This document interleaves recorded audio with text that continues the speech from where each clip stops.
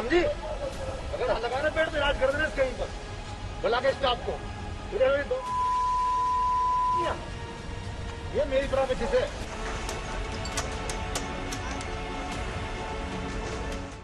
श्रीकांत त्यागी 25,000 का फरार इनामी, जिसकी पुरानी तस्वीरों के कंधे पर सियासत की नई बंदूकें तान दी गई हैं।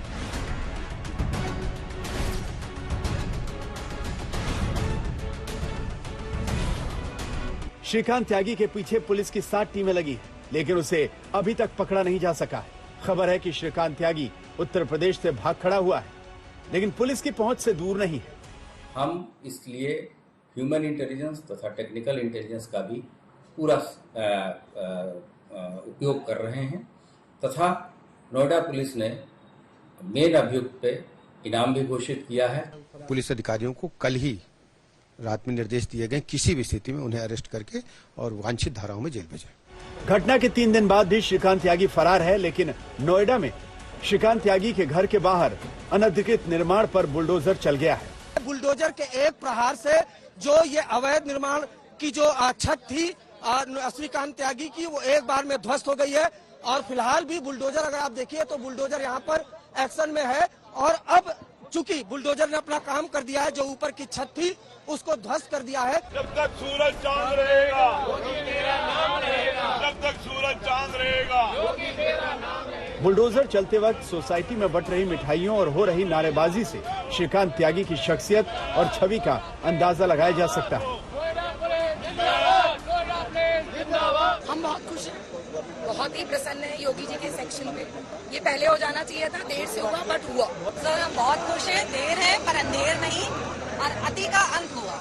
श्रीकांत त्यागी के खिलाफ नोएडा की सोसाइटी में महिला से बदसलूकी की एफआईआर दर्ज है। श्रीकांत त्यागी के खिलाफ आईपीसी की धारा 354 के तहत आरोप है और उसके पीछे ये वारदात है जिसमें श्रीकांत त्यागी एक महिला को धक्का देते हुए और गाली गलौज करता हुआ दिखाई देता है। तेरे पति को जानता हूँ, बढ़िया समझी? अगर लगाना पेड़ पे राज कर देना कहीं पर, बुला के स्टाफ को। इस झगड़े के बाद हालात तब और बिगड़ गए जब श्रीकांत त्यागी के भेजे हुए गुर्गे ओमेक्स सोसाइटी में जबरन घुस गए और आरोप लगाने वाली महिला का पता पूछना शुरू किया। सोसाइटी के लोगों ने उन लड़कों को पकड़ लिया। अमनीश जी, डॉक्टर महेश बोल रहा हूँ। अमनीश जी, ये सोसाइटी में जो श्रीकांत त्यागी वाला केस हुआ है, कल ही हम लोगों ने किसी तरह जनता से बचाकर 48 घंटे का समय मांगा। आज उसके 15-20 लड़के फिर सोसाइटी में आते हैं। 1000 से लोगों की ज्यादा की भीड़ है।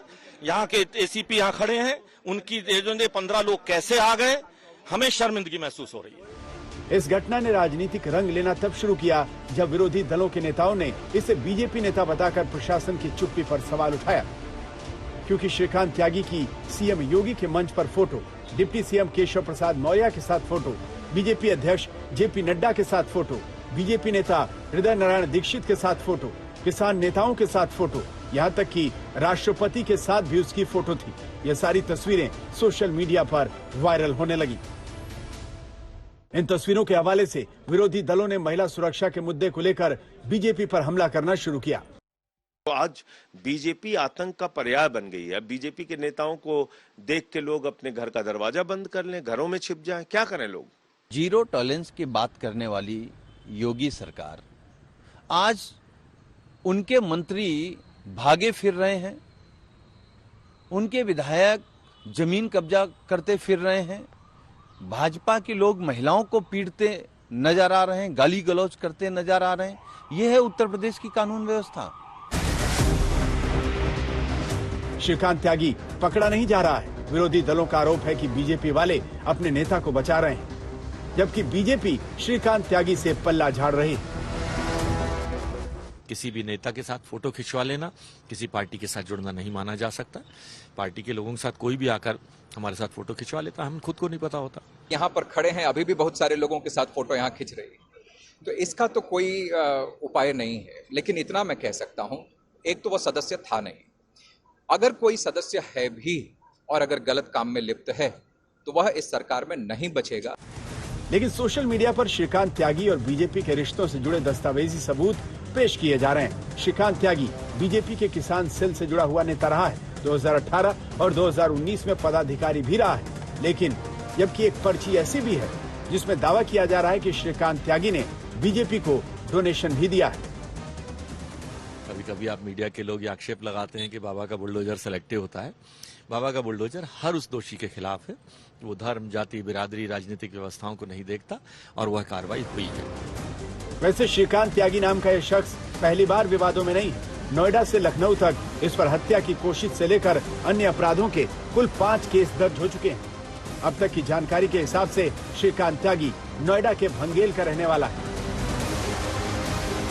अधिग्रहण से मिले करोड़ों के मुआवजे के बाद उसने रसूख जमाना शुरू कर दिया। कहते हैं कि भंगेल में इसकी गली के बाहर मेटल डिटेक्टर से लेकर स्नीफर डॉग्स तक की तैनाती होती थी। पुलिस की 4 स्क्वाड गाड़ियां इसके साथ चलती थी। इतना ही नहीं, इसने अपनी कार पर सरकारी स्टिकर तक लगा रखे थे। पुलिस ने इसके घर से जो लग्जरी गाड़ियां बरामद की हैं, उन पर भी अनधिकृत रूप से सरकारी स्टिकर लगाने का आरोप है। गिरफ्तार कर लिया। क्या सेक्शन लगा है मैम?